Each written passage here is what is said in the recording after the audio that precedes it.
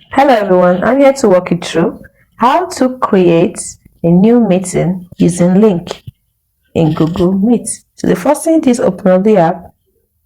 Once you've opened up the app, so this is the home page. Next thing you do is at the bottom here you see a camera icon, the new meeting there, you click on it. And then you can see it open up the options, 3 options for us. We can create a new meeting using the link, schedule in Google Calendar, or create a group. So we select create a new meeting. Now it has generated the link for us. So this is the joining information link which people will use to get into the meeting.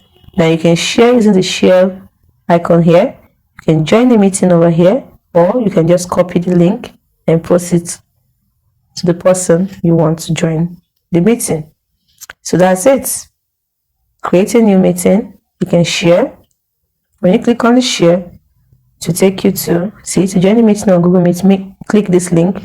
You share to the person you want to join the meeting like this, and you click on send, and that's it.